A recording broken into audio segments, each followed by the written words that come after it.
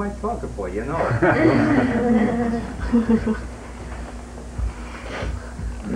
But there's nothing out there but the sum total thinkingness, most of which is subconscious, and therein lies the problem.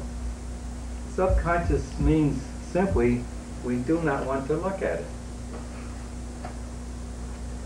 The mind is a tremendous mystery to the world because they don't understand what it is. They can't see the simplicity of it.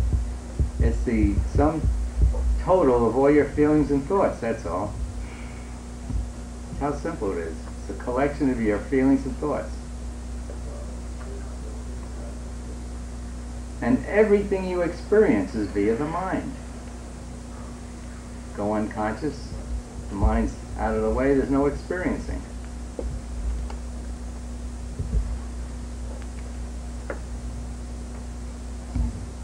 So try to identify where you are at. Well, most of the time, are you identifying with your body and the world? The answer is yes. Wouldn't let you answer that one. But you can make it otherwise.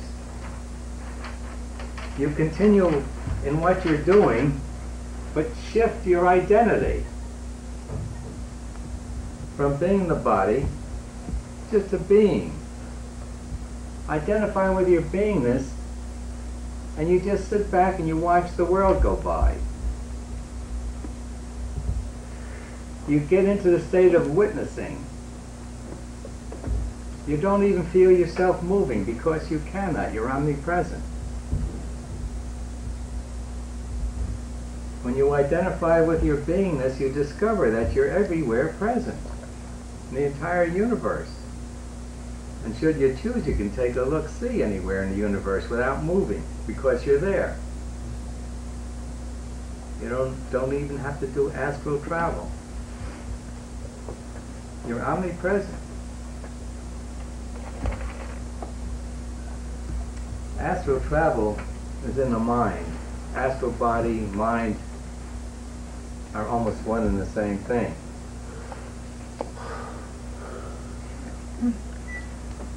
So identify where you're at. Make a decision to cut the journey short. Go free. Why agony when you can be free?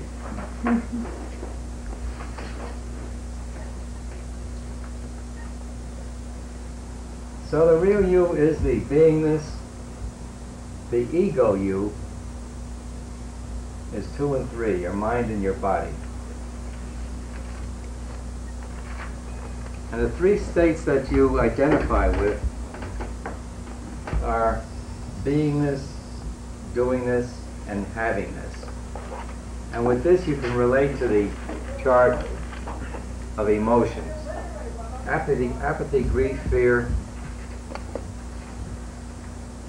are down in havingness only. When you're down there, you think your welfare, your wherewithal depends on how much you can have, and you spend all your time trying to make and have. You move up into lust, anger, pride, courageousness. You move into a doingness.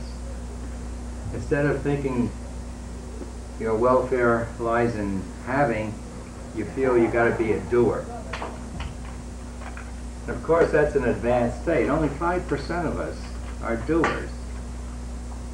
95% of us are wanting to have. And we're down so low, we put ourselves in the state of being a slave. We must have a job.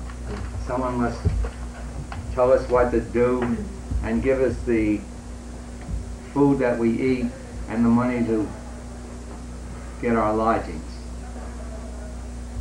The only reason why people work in jobs is that we have a slave consciousness. We're down in a havingness. Apathy, grief, and fear. That's where most people are riding the majority of times. Move up into courageousness, pride, anger, and lust. Then you get to be a doer. which is a much freer state than being a slave. And when you get into the state of I can do, you've got enough wish and will to move to the top.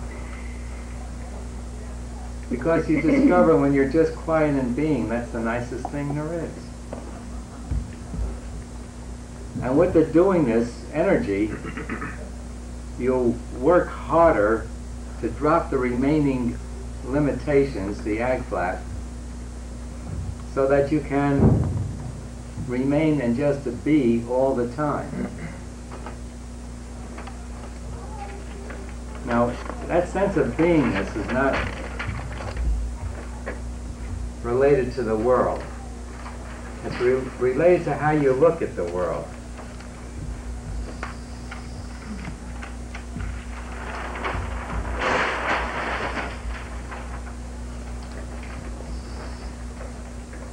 You watch the world go by.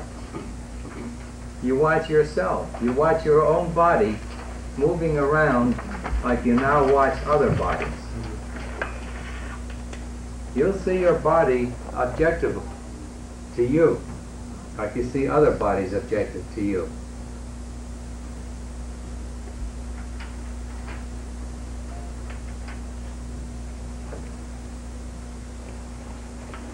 So try to move up to constantly identifying with your beingness. Hold I am, or I only. I am my beingness, I am. I am my amness. And then when you get to be a doer, the water's not going to come down, is it? No. When you get to be the doer, then try to see that you're not the doer. That all that is objective to you.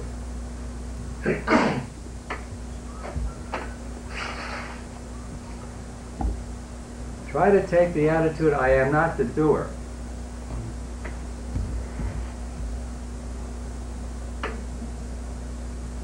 And what happens there is you let go of the ego sense of doing and shift into allowing the higher power, or whatever you call it, to do it.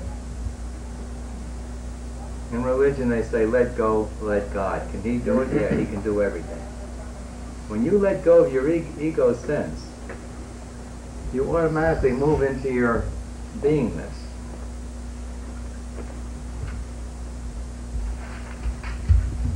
And that takes care of everything with no effort. And your life becomes totally effortless.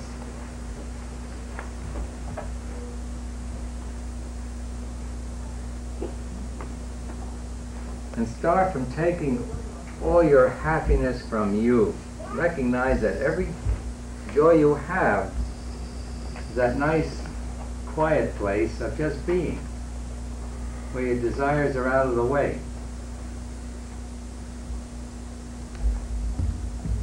Even though you're taking pleasure from the world, try to recognize that that pleasure is you being you. Your mind is quiet. Now on the way, we should identify with everyone as being us. See everyone as you. And that's what happens when you see that you are beingness, and that your beingness is all beingness, so it includes everyone. So you see other people as you.